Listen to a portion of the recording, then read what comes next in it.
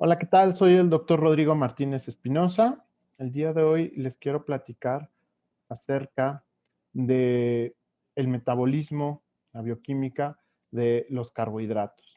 Entonces, les voy a compartir una breve presentación justamente con la idea precisamente de hablar de los carbohidratos. Cuando hablamos de carbohidratos, bueno, hablamos de un grupo de biomoléculas caracterizadas por tener carbono, hidrógeno y oxígeno. Los carbohidratos, vemos en la imagen, pues son muy diversos. Normalmente los dividimos en carbohidratos sencillos, que son las azúcares, y carbohidratos complejos, que son los que se muestran en la imagen. Carbohidratos complejos pueden ser el almidón, por ejemplo, representado en alimentos como la papa, el maíz, la cebada, el trigo, el arroz, etcétera. Eh, Estos alimentos de carbohidratos complejos son la principal fuente de carbohidratos que tenemos en nuestra dieta. Entonces, cuando nosotros comemos estos alimentos ricos en carbohidratos, como los que ya mencionamos, vamos a obtener de ellos glucosa. Es muy importante destacar que la glucosa es el principal carbohidrato. El almidón está hecho de glucosa. De hecho, muchas de los carbohidratos y de las azúcares que comemos día a día están hechas de glucosa. Eh, Se considera que la glucosa es la gasolina de nuestro cuerpo, es que nos da la mayor cantidad de energía para poder funcionar a lo largo de nuestra vida. Entonces, por ejemplo, cuando tenemos una comida rica en carbohidratos, vamos a tener esta glucosa en nuestro cuerpo. La glucosa, aquí les pongo la palabra insulina, porque la glucosa, al estar elevada en la sangre, es decir, tener hiperglucemia, va a favorecer la liberación de la insulina en el torrente sanguíneo. La insulina es muy importante porque regula una gran cantidad de vías metabólicas. Por otro lado, como siempre necesitamos glucosa, eh, cuando nuestro cuerpo no la obtiene a partir de los alimentos, es decir, en el ayuno, cuando hemos hecho ejercicio y consumimos toda la glucosa que teníamos, o un porcentaje importante, ahora vamos a caer en algo que es la hipoglucemia, bajas concentraciones de glucosa en sangre. En este sentido, pues sería importante elevar la glucosa baja en la sangre, nuestro cuerpo la requiere sí o sí, y para ello tenemos varias fuentes, por ejemplo, el glucógeno son muchas glucosas, un polímero de glucosas almacenado en nuestro hígado y en nuestro músculo. Ese se puede degradar y formar glucosa. O el piruvato es una molécula, hablaremos un poquito más de ella, que tenemos en nuestro cuerpo, y en el hígado el piruvato se puede transformar a glucosa por una vía llamada gluconeogénesis. Eh, esta hipoglucemia favorece la liberación del glucagón. El glucagón, al igual que la insulina, es una hormona reguladora del metabolismo.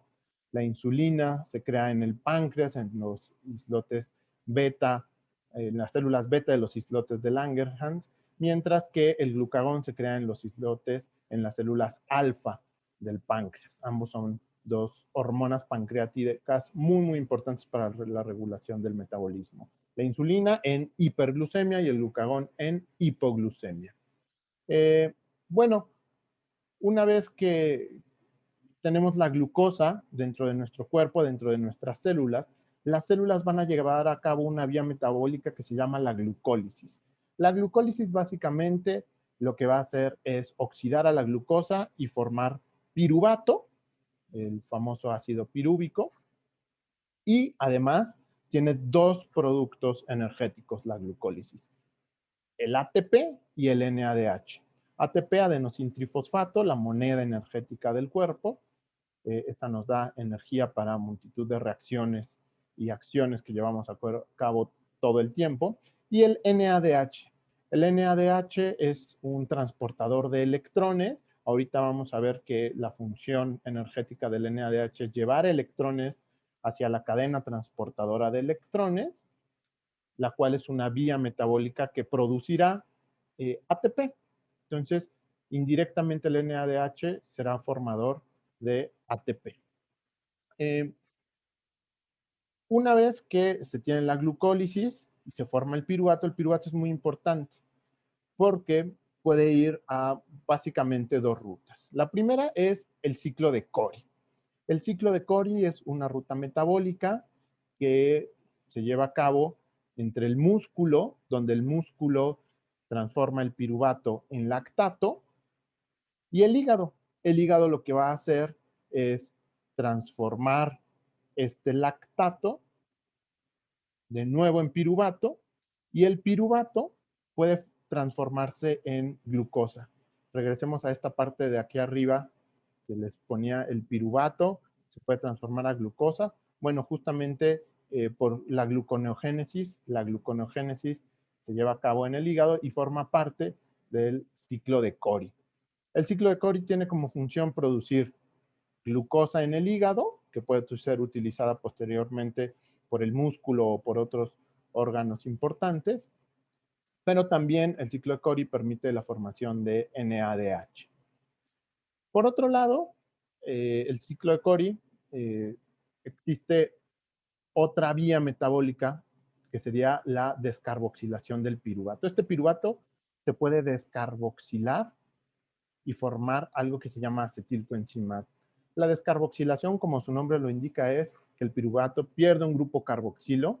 En realidad, esto lo lleva a cabo una enzima llamada piruvato deshidrogenasa, que hace varias funciones, es un complejo enzimático, pero su objetivo es básicamente generar acetilcoenzima A.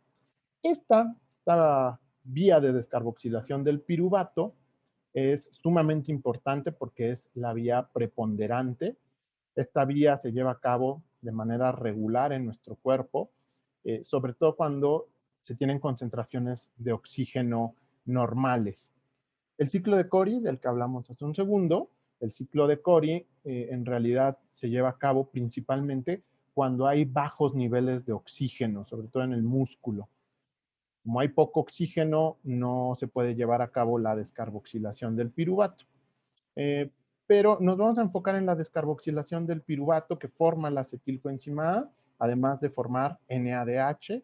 Decíamos, este transportador de electrones muy importante.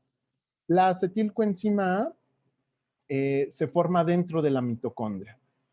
Es importante este paso de formación de acetilcoenzima A dentro de la mitocondria porque la acetilcoenzima A tiene muchas funciones en nuestro cuerpo. La acetilcoenzima A puede producir diversas moléculas como pueden ser el colesterol, cuerpos cetónicos, ácidos grasos, etcétera, etcétera. Bueno, en este caso, la acetilcoenzima A puede entrar a una famosa vía llamada el ciclo de Krebs, ¿no? ¿Cómo entra el ciclo de Krebs? Muy fácil, la acetilcoenzima A se une al oxalacetato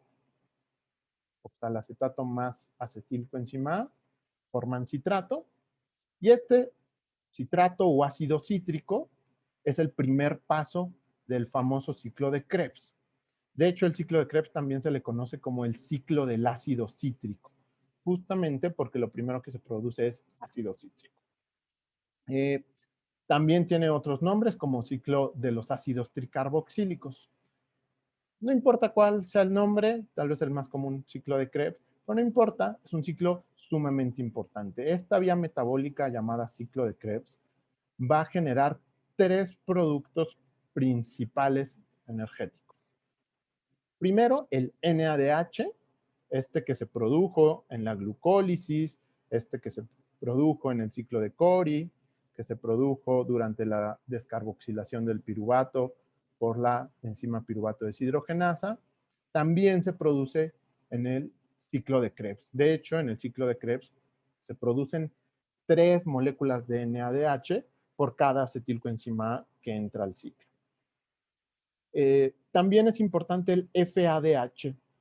FADH2, la fórmula química es 2, tiene 2 hidrógenos. El FADH se produce una molécula en el ciclo de Krebs y es muy similar al NADH. Es una molécula acarreadora de electrones. Va a llevar electrones a esta vía metabólica que les decía, que se llama cadena respiratoria, que la cadena respiratoria, ya lo veremos, va a llevar los electrones hasta generar un gradiente, que a su vez ese gradiente electroquímico forma ATP. Entonces NADH y FDH se van a ir a cadena de electrones para formar ATP, energía. Y también se crea una molécula de GTP. Esto es importante. El GTP es un primo del ATP, llamémoslo así, solo que en lugar de la adenosina trifosfatada, tiene una guanina trifosfatada, guanosin trifosfato. Es una molécula energética importante para el cuerpo en varias funciones, varias reacciones metabólicas del cuerpo, no pueden utilizar el ATP directamente y tienen que utilizar el GTP. Entonces, también es una molécula energética. Ciclo de Krebs, entonces, produce estos tres moléculas de energía y, como les comentaba, el NADH va a entrar a la cadena de electrones. En la primera parte de la cadena de electrones, que se llama el complejo 1 de la cadena de electrones, mientras que el FADH entra al complejo 2 de la cadena de electrones. Y realmente lo que entra es la molécula, pero se toma únicamente sus electrones. ¿Ok? Entonces los electrones del NADH y los del FADH van a pasar al complejo 1 y 2 respectivamente. Los electrones, ahora ya solitos, viajan hacia el complejo 3 de esta cadena. No me voy a meter en muchos detalles, pero bueno, viajan a través de una enzima que se conoce como la ubiquinona o coenzima Q hacia el complejo 3. El complejo 3 nuevamente lleva los electrones hasta el complejo 4 por medio de otra enzima llamada citocromo C. Y en el complejo 4, los electrones van a ser donados a una molécula de oxígeno para formar agua. El complejo 4 toma los electrones y se los pega al oxígeno para formar agua. El movimiento de los electrones, y aquí la gracia de la cadena de electrones, que el movimiento a través de estos 4 complejos de la cadena genera energía. Pero esa energía se utiliza para crear un gradiente electroquímico de protones. Un protón es un hidrógeno con carga positiva. Entonces, lo que hace es acumular muchos protones y estos protones van a pasar a través de la enzima ATP sintasa, también conocida como ATPasa. La ATPasa, cuando pasan estos protones a través de ella, va a generar energía suficiente como para fosforilar un adenosín difosfato, un ADP, lo fosforila, es decir, le pega otro fosfato y entonces ahora tenemos un ATP. Y esto pasa en cantidades realmente muy importantes, generando una enorme cantidad de ATP. La gran mayoría del ATP que nosotros utilizamos todos los días, como les decía, para llevar a cabo básicamente todas nuestras funciones biológicas, ese ATP viene de aquí, de esta ATP sintasa que fosforila un ADP para convertirlo en ATP. Este proceso de fosforilarlo y generar el ATP se llama fosforilación oxidativa. Fosforilación porque pega un grupo fosfato y oxidativa porque está asociada al movimiento de electrones. Recuerden ustedes que la pérdida de electrones es la oxidación. Entonces, NADH y FADH se tuvieron que oxidar, es decir, perder sus electrones para que el ATP se pueda fosforilar. Bueno, pues eso sería todo, una breve revisión para recordar justamente cómo funcionan los principales complejos y las principales enzimas y vías metabólicas durante, eh, durante los procesos relacionados a la glucólisis, gluconeogénesis, eh, ciclo de Krebs, cadena respiratoria y ciclo de Cori. Espero que haya sido de utilidad.